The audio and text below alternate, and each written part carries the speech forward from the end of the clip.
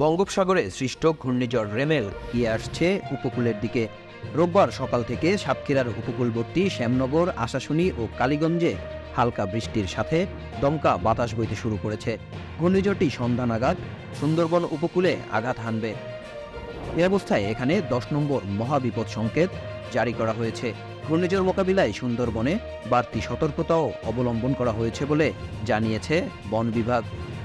পশ্চিম সুন্দরবন সাতক্ষীরা রেঞ্জের সহকারী বন সংরক্ষক AKM ইকবাল হোসাইন চৌধুরী বলেন, সাতক্ষীরা রেঞ্জের 4টি স্টেশন সহ সকল টহল ফাঁড়িতে অবস্থানরত বনকর্মীদের সতর্কতা অবলম্বনের নির্দেশ দেওয়া হয়েছে।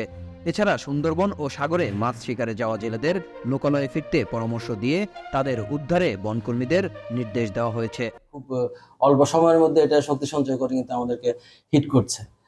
তো এর পরিপ্রেক্ষিতে আমরা মোটামুটি আমাদের দূরবর্তী যেসব ক্যাম্পগুলো আছে তাদেরকে নিরাপদ দূরত্বে, মানে অস্ত্র এবং যানবাহনের নিরাপত্তা বিধান করে নিরাপদ আশ্রয়ে চলে যেতে বলেছি। অনেকে উঠে এসছে। সাতক্ষীরা আবহাওয়া অফিসের ভারপ্রাপ্ত কর্মকর্তা জুলফিকার আলী জানান, আজ সন্ধ্যায় সাতক্ষীরা উপকূলে আঘাত হানবে ঘূর্ণিঝড় রেমাল।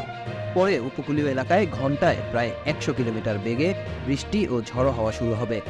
এছাড়া স্বাভাবিকের থেকে 8-10 ফিট বৃদ্ধি পাবে নদীর পানি। প্রভাবটা বাতাসের গতিবেগ থাকবে 100-র কাছাকাছি উপকূলীয় অঞ্চলে, আর জলোচ্ছ্বাস 8 থেকে 12 ফিট।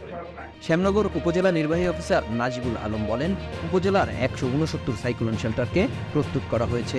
বিভিন্ন স্বেচ্ছাসেবী সংগঠনের 6 শতাধিক স্বেচ্ছাসেবীকে জরুরি অবস্থা মোকাবেলায় তৈরি থাকার জন্য বলা হয়েছে। প্রস্তুতি আমাদের আশ্রয় কেন্দ্রগুলো সব রেডি আছে। জনগণকে আমরা আশ্রয় কেন্দ্রে নেওয়া শুরু করেছি। সমস্ত আশ্রয় কেন্দ্রে আমরা শুকনা খাবারের প্যাকেট পাঠিয়ে দিয়েছি। খাবার দাবার ওখানে রান্নার করে ব্যবস্থা করা হয়েছে।